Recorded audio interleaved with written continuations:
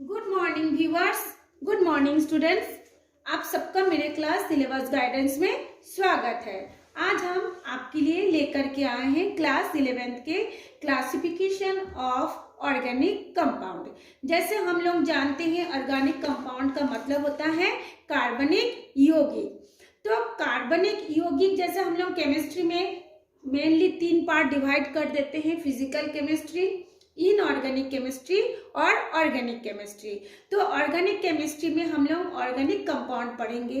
अब ये organic compound मतलब वो होता है कार्बनिक यौगिक, मतलब वो कंपाउंड जो कि हर कंपाउंड कार्बन से रिलेटेड रहेगा, यानी कार्बन उसमें रहेगा ही, साथ में उसके साथ हाइड्रोजन भी रहेगा और उसके साथ कभी कभी दूसरे तत्व भी उपस्थित होता है। तो आप लोगों को ये ध्यान में रखना है, जब भी हम ऑर्गेनिक केमिस्ट्री पढ़ेंगे यानी ऑर्गेनिक कंपाउंड पढ़ेंगे यानी कार्बनिक रसायन पढ़ेंगे, तो ये समझ लीजिए उसमें कार्बन रहेगा ही, है ना। वो कार्बन के बिना कार्बनिक रसायन नहीं बनता और कार्बन के साथ हाइड्रोजन भी जुड़ा रहता है, इस कारण इसे हाइड्रोकार्बन कार्बनिक कंपाउंड भी कहा जाता है और कभी कभी इसमें दूसरे तत्व भी होते हैं। तो चलिए आज हम देखेंगे कि ऑर्गेनिक कंपाउंड को क्लासिफिकेशन कैसा होता है, कितने प्रकार के होते हैं और किस बेसिस पे उसको अलग अलग भागों में बांटा गया है।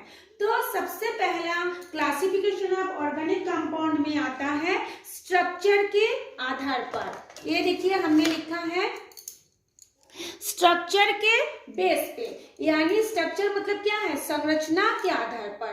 तो संरचना के आधार पर हम लोग इसको 2 पार्ट में डिवाइड किए हैं।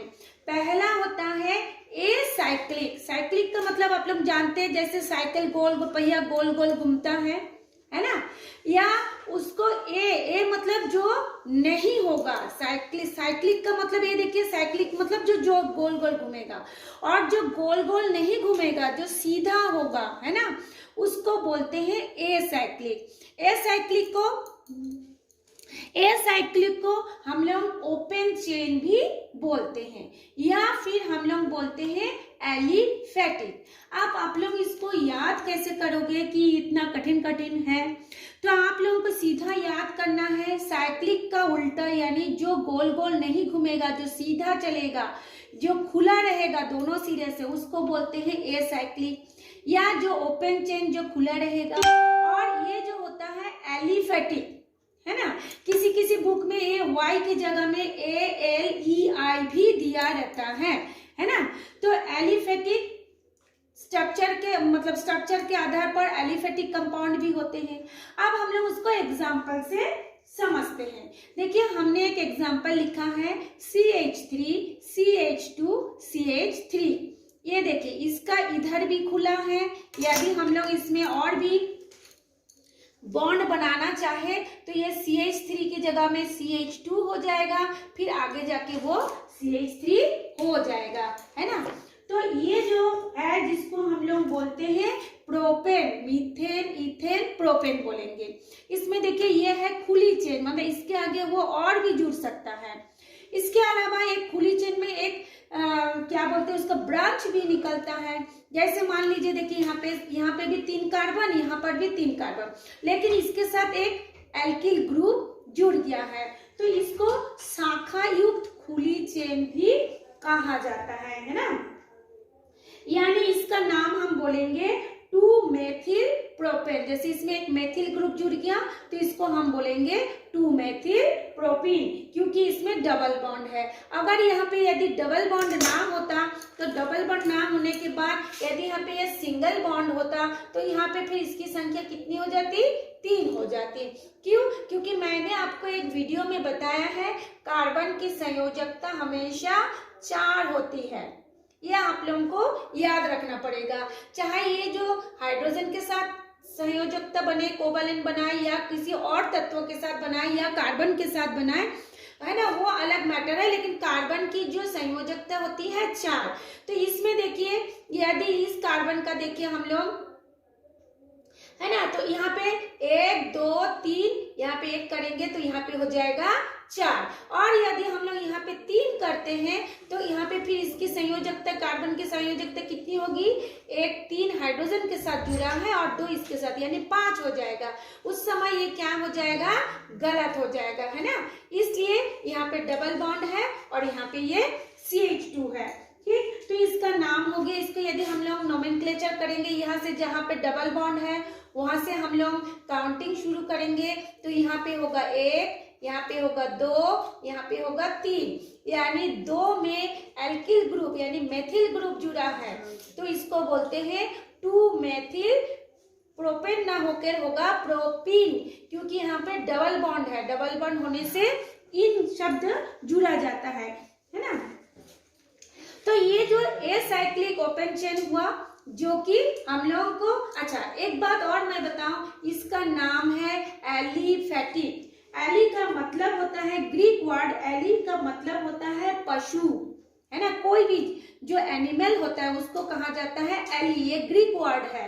और फैटिक या फैक्टोस का मतलब होता है वसा, माने फैट। फैटिक का मतलब क्या होता है, वसा यानी फैट। यानी ये जो हमको मिलेगा वो पहले में जब इसका आविष्कार हुआ था, इसको खोज निकाले थे, वो जो पशु है और पशु में जो वसा है उसी के कंपाउंड थे ये, है ना। अभी तो बहुत से कंपाउंड एक दूसरे के साथ मिला करके बना रहे हैं, लेकिन शुरू में जब इसका खोज हुआ था तो ये एलिफेटिक यानी पशुओं की वसा से ही पाया गया था। ठीक है, अब इसको हम लोग, इसलिए इसको हम लोग वशीय यौगिक भी कहते हैं, यानी फैटी कंपाउंड भी कहते हैं। ठीक, ये था इसका स्ट्रक्चर के आधार पर पहला। फिर इसका दूसरा भाग होता है साइक्लिक, यानी जो चक्र चक्र घूमेगा। ये साइक्लिक फिर 2 प्रकार के होते हैं। एक होता है आपका होमोसाइक्लिक, ये देखिए हमने लिखा है होमोसाइक्लिक, है ना। होमो मतलब होता है एक जैसा, है ना। और हेटेरोसाइक्लिक, इसका मतलब अलग अलग जैसा। ठीक, तो होमो कैसा होगा और हेटेरो कैसा होगा, हम आपको एग्जांपल से बताते हैं। देखिए, होमोसाइक्लिक, साइकिल का मतलब होता है रिंग नुमा, बलय नुमा, यानी वो चारों ओर से उसकी जो एंड होगा एक दूसरे के साथ जुड़ा हुआ रहेगा। जैसे गोल गोल हो गया, हम लोग घूमते हैं, या ये वर्गाकार हो गया, या ये त्रिभुज हो गया, या ये षटकोण हो गया। तो इसमें कोण कितना भी हो, लेकिन वो एक दूसरे के साथ ऐसे जुड़ा हुआ रहेगा। अब ये सवाल होता है, तो क्या वो यहाँ पे त्रिभुज ना होके 2 भुजा वाली या 1 भुजा वाली बनेगा? नहीं, कभी ये इसकी जो एलिसाइक्लिक यौगिक होगा, ये जो साइक्लिक में फिर ये जो हमने इसको बता रहे हैं, ये जो एलिसाइक्लिक होगा वो जिसमें 3 या उससे अधिक कार्बन परमाणु एक दूसरे के साथ जुड़ करके एक रिंग स्ट्रक्चर बनाते हैं। क्योंकि हम लोग स्ट्रक्चर के आधार पर क्लासिफिकेशन पढ़ रहे हैं, यानी 3 या उससे अधिक कार्बन परमाणु एक दूसरे के साथ जुड़ करके एक वलयनुमा संरचना बनाते हैं, है ना। इसको कहा जाता है एलिसाइक्लिक यौगिक। ठीक, अब एक चीज और देखेंगे, ये जो एलिसाइक्लिक यौगिक होता है वो उसको सैचुरेटेड यानी संतृप्त यौगिक कहा जाता है। अब आप लोग बोलेंगे ये संतृप्त, तो हम लोग उसमें पढ़े थे इनऑर्गेनिक केमिस्ट्री में, जिसमें और लवण नहीं घोला जाता, पानी में और अधिक शक्कर नहीं घोला जाता, वो संतृप्त होता है। असंतृप्त, अति संतृप्त होता है। यहाँ पे फिर ये संतृप्त का मतलब हम लोग कैसे जानेंगे? ठीक है, तो आप लोगों के लिए याद रखने के लिए मैं बता दे रही हूँ, ये जो संतृप्त कंपाउंड होगा यानी सैचुरेटेड कंपाउंड होगा, वो एक दूसरे के साथ, मतलब प्रत्येक कार्बन एक दूसरे के साथ सिंगल बॉन्ड से जुड़ा रहेगा। ठीक है, ये देखिए ये भी सिंगल बॉन्ड, जैसे ये कार्बन के साथ ये कार्बन सिंगल बॉन्ड, इस कार्बन के साथ ये कार्बन सिंगल बॉन्ड, इस कार्बन के साथ ये कार्बन, इसके साथ ये सिंगल बॉन्ड से जुड़ा है। यदि हम ये वाला स्ट्रक्चर को देखते हैं जिसका नाम है साइक्लोहेक्सेन, इसका नाम है साइक्लोप्रोपेन। साइक्लो का मतलब होता है वलयनुमा संरचना, रिंग स्ट्रक्चर, है ना। तो इसको कहा जाता है साइक्लो। तो इसमें 3 कार्बन है, इसलिए इसका नाम है साइक्लोप्रोपेन। यहाँ पे 4 कार्बन है, इसका नाम है साइक्लोब्यूटेन। यहाँ पे ये है 6 कार्बन वाला, इसको कहा जाता है साइक्लोहेक्सेन, है ना। हर एक कार्बन के साथ 2-2 हाइड्रोजन जुड़ा है, इसमें एक भी डबल बॉन्ड नहीं है, इसलिए इसको कहा जाता है सैचुरेटेड कंपाउंड। देखिए हमने लिखा है सैचुरेटेड कंपाउंड। ठीक, इसका एक प्रकार जो हम लोग होमोसाइक्लिक पढ़ रहे हैं, इसका होमोसाइक्लिक में एक हो गया सैचुरेटेड कंपाउंड जिसको हम बोलते हैं एलिसाइक्लिक कंपाउंड, दूसरा होता है एरोमेटिक कंपाउंड। ये देखिए ये जो दूसरा है ना, इसको बोलते हैं एलिसाइक्लिक कंपाउंड, ये सारे। और ये जो मैं बता रही हूँ ये होता है एरोमेटिक कंपाउंड।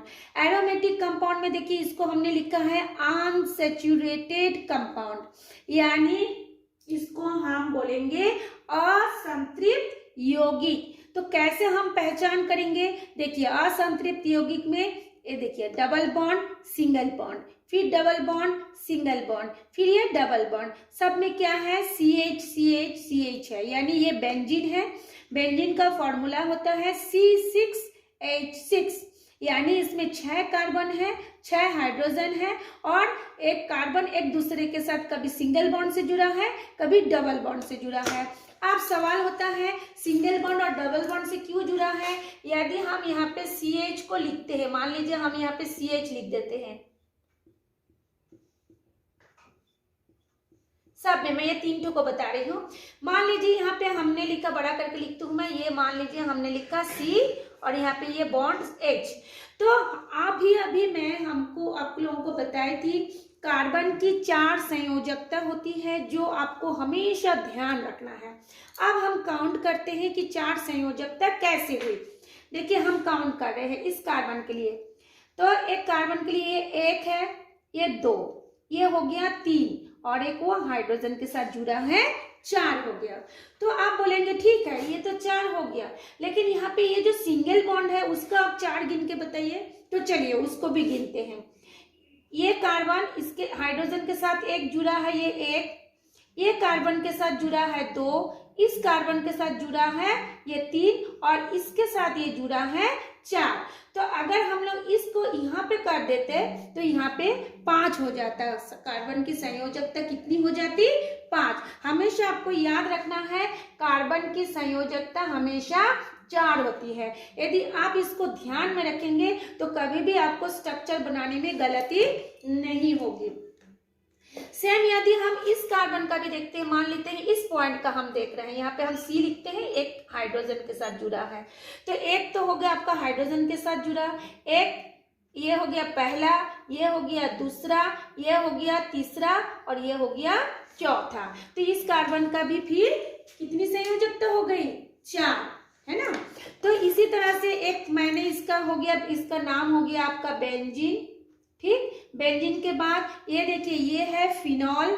तो फिनॉल में फिर आप बोलेंगे कैसे जुड़ गया? यहाँ पे डबल बॉन्ड है, फिर ये कैसे हुआ? अच्छा दिखाते हैं। मान लेते हैं यहाँ पे क्या है? कार्बन है। तो हमने अभी बताया है कि बेंजीन का फॉर्मूला होता है C6H6, यानी इसके हर पॉइंट पे CH है, लेकिन इस कार्बन के साथ जो H था वो H डिस्प्लेस हो गया, मतलब उस H को हटा करके यहाँ पे एक OH ग्रुप आ गया। ये H जो होना था वो H यहाँ से स्थानांतरित हो गया। इस तरह से यहाँ पे ये OH ग्रुप आने से इसका नाम फिनॉल पड़ गया। फिर ये तीसरा देखिए, इसमें देखिए NH2 ग्रुप जुड़ा है तो इसका नाम एनिलीन हो गया। तो चूंकि इसमें डबल बॉन्ड भी है इसलिए इसको कहा जाता है अनसैचुरेटेड कंपाउंड। ठीक है, इतना समझ में आ गया। उसके बाद हम लोग नेक्स्ट पॉइंट पे जाते हैं। नेक्स्ट पॉइंट पे आता है, हमने पहले पढ़ाया था होमो।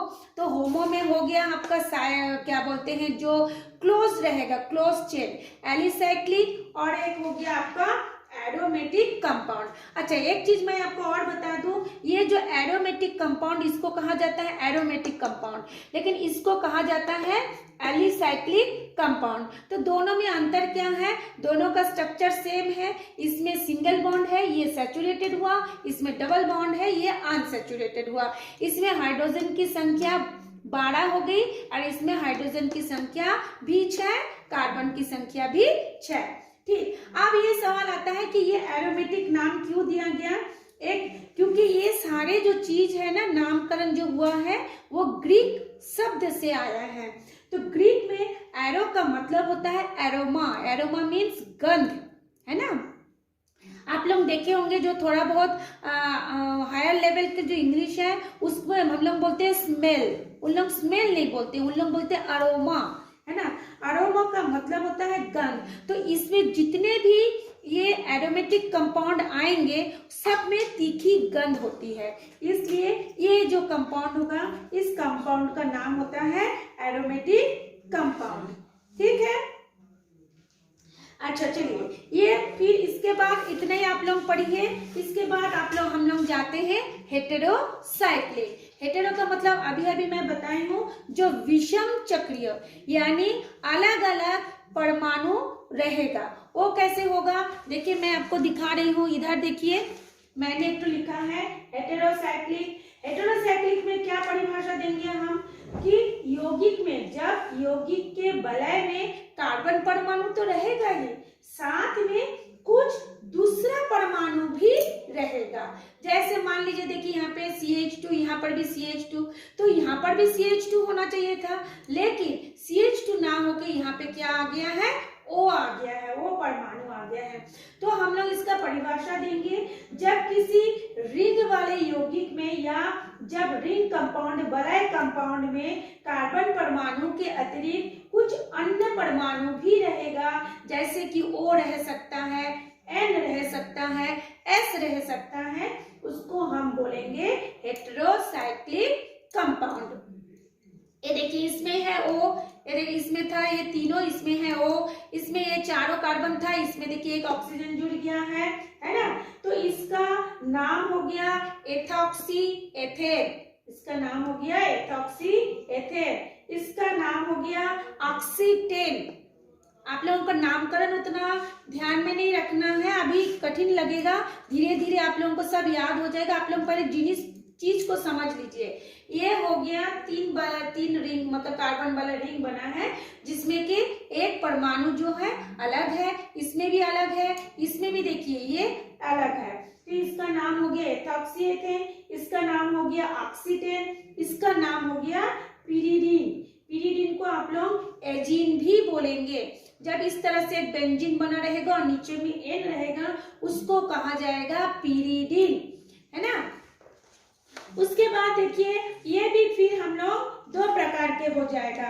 वो कैसे हो जाएगा? जिसमें देखिए ये ट्रायंगल और टेट्रा मतलब गोनल हो गया, और इसके अलावा एक तो विषम चक्रीय यौगिक, एरोमेटिक विषम चक्रीय यौगिक, इसको हम बोलेंगे एरोमेटिक विषम चक्रीय यौगिक, क्योंकि ये भी एरोमेटिक था, बेंजीन भी एरोमेटिक था, और ये तो एलिसाइक्लिक था। तो एरोमेटिक विषम चक्रीय यौगिक में ये पिरिडीन आ जाएगा। ठीक है, अच्छा अब हम लोग जो पहला पढ़े थे स्ट्रक्चर के आधार पर क्लासिफिकेशन, अब हम लोग पढ़ेंगे फंक्शनल ग्रुप ऑफ क्लासिफिकेशन, यानी उसकी क्रियात्मक समूहों के आधार पर भी उसका क्लासिफिकेशन होगा। ठीक है, तो वो कैसे होगा? तो देखिए ये हमने एक स्ट्रक्चर बनाया है ना। तो क्या होता है, सभी कार्बनिक यौगिक कम से कम 2 भागों में बटा होता है ना।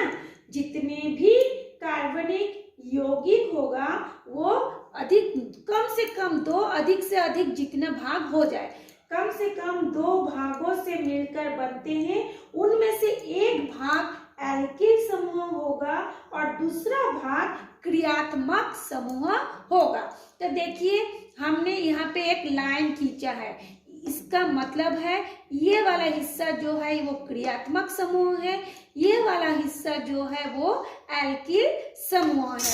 तो यहाँ पे देखिए एक कार्बन के साथ 3 हाइड्रोजन है। जब एक कार्बन के साथ 3 हाइड्रोजन होता है उसको कहा जाता है मेथिल। जैसे मेथेन में कितना होता है CH4, उसमें से एक हाइड्रोजन निकल गया तो क्या बनता है? मेथिल। तो मेथिल, और OH को बोला जाता है हाइड्रोक्सिल। OH का मतलब क्या है? हाइड्रोक्सिल। तो दोनों, ये हाइड्रोक्सिल ये क्या है, फंक्शनल ग्रुप है, यानी क्रियात्मक समूह है। तो इसका पूरा नाम हो जाएगा हमारा मेथिल अल्कोहल। क्या बोलेंगे, ऑल। इसको क्या बोलेंगे, ऑल। ये जो हाइड्रोक्सिल है उसको हम बोलेंगे ऑल, यानी CH3OH को हम बोलेंगे मेथिल अल्कोहल। ठीक है। इसके अलावा यदि देखिए यहाँ पे एक तो और बनाई हूं CH3, ये तो पहले से ही CH3 था, फिर एक तो CH2 जुड़ गया यानी CH3CH2, यानी दोनों की यदि हम जोड़ दे तो कार्बन की संख्या कितना है, 2। तो हम लिख दिए हैं, देखिए C2। हाइड्रोजन की संख्या कितनी है, यहाँ पे 3, यहाँ पे 2, मिला के हो गया 5, यानी C2H5।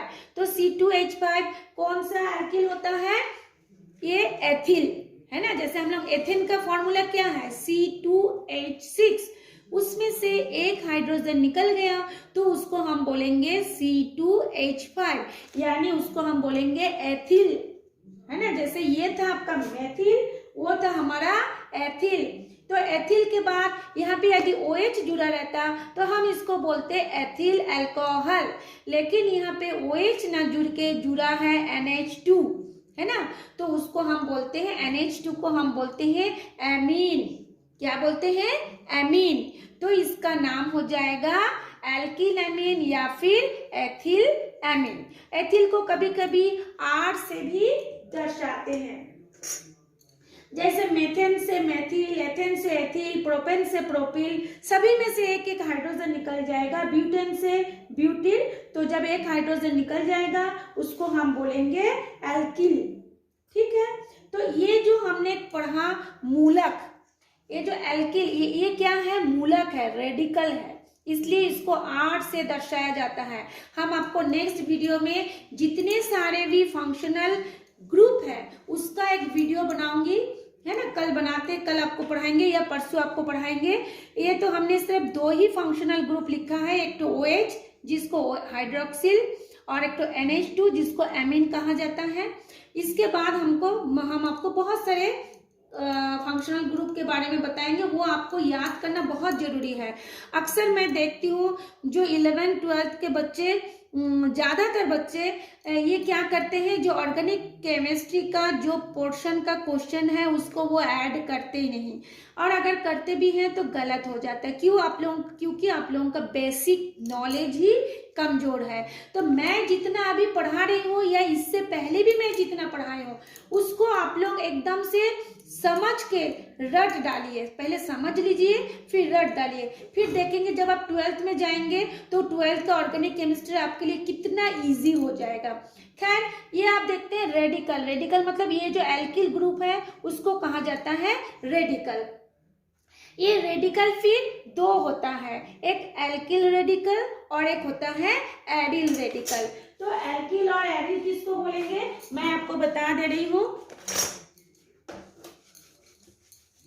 देखिए, अगर ये आ रहा CH3, मान लीजिए ये CH3 या C2H5 रहा, इसको कहा जाता है एल्किल।